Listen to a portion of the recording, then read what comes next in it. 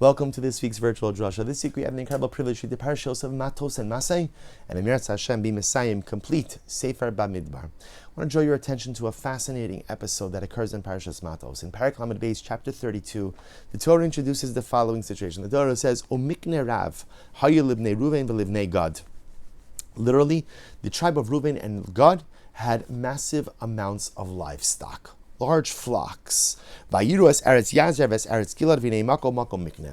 the Transjordanian lands, formerly the lands of Sichon and Og, and they saw that these were very lush pasture lands. So they come to Moshe with a proposal.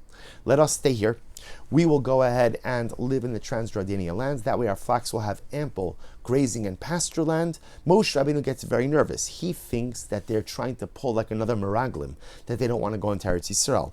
But ultimately, again, they calm him by saying, no, of course, we love Eretz Yisrael. And in fact, we'll be happy to go ahead and go with our brothers to help in the conquering and the division of the land. And then and only then will we settle our lands on the other side of the Jordan. Incredible story.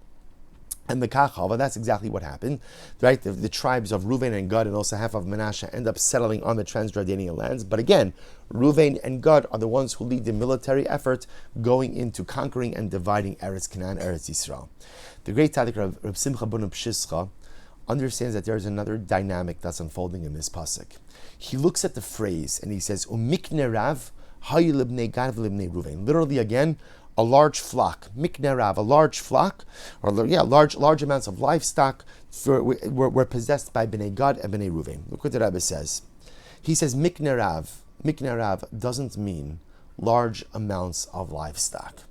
He says miknerav literally means kinyan udevekus rabba haisel libnei Gad libnei Reuven Moshe Rabbeinu. So this is incredible.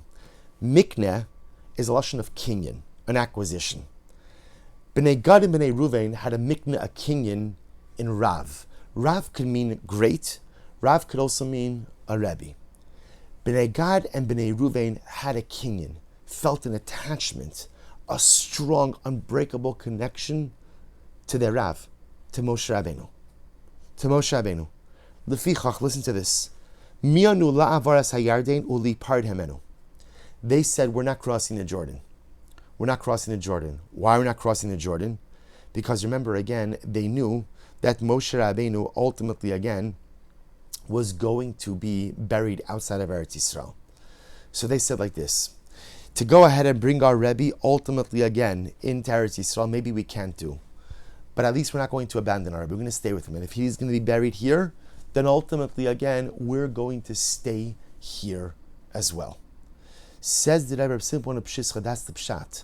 Umikne Rav, they had such a great connection, such a great kinyan, such a great level of acquisition, such a great level of buy-in with their Rebbe, with Moshe Rabbeinu, that they were willing to give up their Eretz Yisrael just to remain close to him. An overwhelming and incredible insight. Beautiful. So you'll say to yourself, it's a nice vart, it's a very incredible vart. But I think that the Rebbe is teaching us an incredibly profound lesson, especially during these days of Bein HaMetzarim. During these 3 weeks, especially again in the coming week as we enter into Rosh Chodesh Av, the 9 days, and build up with mounting heartbreak and mounting pain towards Tisha B'Av. And it's important for us to recognize how we got here. Right? Why is it that we're 2,000 years without a Beis HaMikdash? So again, it's not a mystery. The Gemara Chazal tell us that ultimately the second Beis HaMikdash was destroyed because of sinas china, because of baseless hatred. Now, whatever baseless hatred actually means, one thing is clear, which means it's animosity, it's discord, it's a lack of cohesion within our people. And you ever wonder, why is it that we suffer from this, right? You would think that as a people, being essentially that we've been so persecuted by the nations of the world, that if there's one thing we would possess, it would be achdus. And I want to say, in defense of Klal Yisrael, we possess an enormous amount of achdus. There is no people that cares about each other like us. There is no people that helps one another like us. Yet with all of that, we still suffer from so much dissent and discord. So how do we rectify it, right? We could talk about it. I don't think we need to talk about the problem. We're acutely aware of the problem. We've been dealing with it for thousands of years. But if we want to be solution-oriented, how do we rectify it? And I think that from the words of the Rebbe and from the behaviors of Bnei Gad and Reuben, we can learn a lot. In life, there are things that you feel invested in and things that you don't feel invested in. What's the distinction? When you're invested in something, you're willing to sacrifice for it, right? For example, on the most basic level, right? If someone comes to you with an actual investment, a financial investment, says, okay, you know what? This investment is going to cost you $50,000. But, oh my gosh, the dividends, the return on investment is going to be, the ROI, incredible. Now you have $50,000 in the bank. Now the truth is, you're going to go on vacation and redo the kitchen and do a couple, but then you realize like this, I'm willing to sacrifice the kitchen for now, right? I'm willing to sacrifice the vacation for now, because if I invest this money, the return on investment is going to be so much greater. The kitchen will be even bigger, right? The vacation is going to be even longer, right? So I'm willing to sacrifice because ultimately, again, there's a long-term gain. When you're invested in something, you're willing to sacrifice for it. Mashaking things that you're not really invested in. Okay, I'm happy to be a part of it. I'm happy to be involved, but I'm not really willing to sacrifice for it. And I think you see this a lot in relationships, right? So let's say in a marriage. So hopefully a husband, a wife, they're invested in this relationship. So because they're invested, they're willing to sacrifice for each other. I'm in this. My life is invested in this relationship, and as such, I'm ready to make the necessary sacrifices. But let's say for someone else who you have absolutely no relationship with, at the end of the day, am I happy to help? Am I happy to do something? Sure. Like, am I willing to sacrifice for someone I don't know? Probably not. 9 times out of 10, probably not. See, herein, dear friends, lies the question of how do we look at our fellow Jew? When we look at Klal Yisrael, how do we see each other? Do I see my fellow Jew as literally my brother, my sister? They are members of my family. But I don't know your name. And maybe even more. Maybe the truth is, you don't observe like me. You don't practice like me. Ideologically, we're so far apart. How do we see each other, even if we don't really know each other? And of course, the goal is to see each other as brothers and sisters. I love every Jew.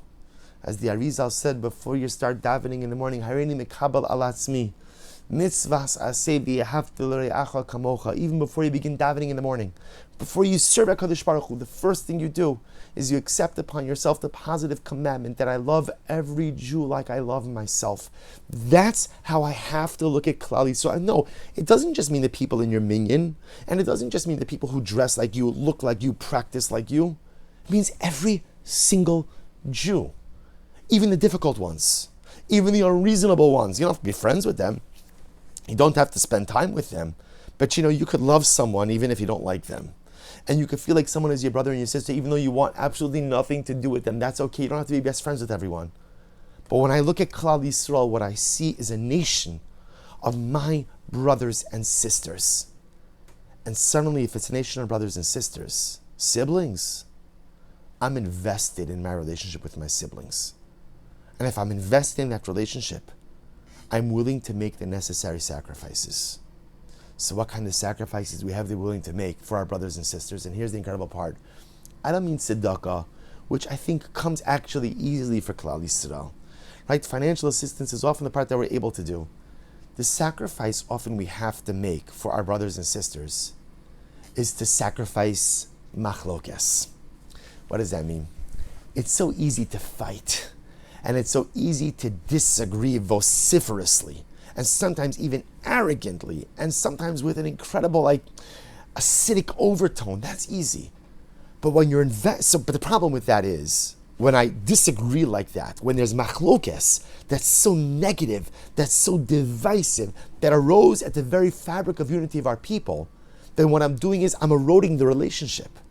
But if I'm invested in the relationship, because these are my brothers, these are my sisters, there's an investment. If there's an investment, I'm going to be careful to guard my investment. Everybody wants to protect their investment. So if I'm invested in my relationship with my fellow Jews because they're my brothers and sisters, I'm going to protect that investment at all costs. And therefore, I'm willing to make sacrifices to protect that investment. What kind of sacrifice am I willing to make? Even though I could fight, even though I could argue, even though I could deliver that, zinger retort, I'm not going to do it. That's the sacrifice I'm willing to make for the actos of my people. And where do we learn a willingness to sacrifice for your familial investment? From where do we learn a willingness to sacrifice? Because when you're invested in a relationship, you want to protect that investment. Umikne Rav, Hayy libnei Gad, ulibnei Reuven. Right? Rebbe Pshischa, Umikne Rav, Bnei Gad and Bnei Reuven says, hey, we are invested in our Rebbe. We're invested in our Rav. Not just a little investment, Mikne Rav, a big investment, a strong investment. This is our Rebbe. This is our Moshe Rabbeinu. And we're so invested. Listen to this. We're so invested that we are willing to give up our chelik in Eretz Yisrael to stay with our Rebbe. Mikne Rav, Mikne, and the irony is that Moshe Rabbeinu totally misunderstood what they were saying. But Mikne Rav, they were so invested in their relationship with Moshe Rabbeinu that they were willing to give up what had been the sole goal of our people for the previous generations, to get to Eretz Yisrael. We'll give up Eretz Yisrael for the sake of remaining close to Moshe Rabbeinu. We'll give up Eretz Yisrael for the sake of our relationship with our fellow Jew. We'll give up Eretz Yisrael because we are invested in the achdos and in the relationships of the klal. And if Bnei Gad and Bnei Reuven were willing to give up their chelik in Eretz Yisrael for a relationship with one Jew, then alachas kama v'kama, we have to stand ready to make the necessary sacrifices, and not even big sacrifices. Just sacrificing the right to fight, sacrificing the right to engage in machlokes, sacrificing divisiveness to protect our investment. Each of us are invested in the continuity of Klal Yisrael, and that investment is, I'm invested in my relationship with you. You're invested in your relationship with me. But I don't know you. You don't know me. It doesn't make a difference. Because even if we don't know each other, we are all brothers and sisters. That is the familial investment we have. And whenever you have an investment, you want a good return on that investment. You want to protect that investment. The way we protect the investment, the way we secure our return on that investment, is through shalom. It's through fostering peace with each other. We don't have to agree. We don't even really have to like each other. But we have to find ways to sidestep machlokes and find other mechanisms of resolution conflict whenever possible. Bnei Gad and Bnei Reuven did stay on the other side of the Jordan River, next to their Rav, next to their Rebbe, next to Moshe Rabbeinu. When you're willing to sacrifice for your relationship with the other, when you're willing to sacrifice to protect your investment in Klal Yisrael, the return is always something magnificent. Wishing everyone a good Erev Shabbos and a beautiful Shabbos Kodesh.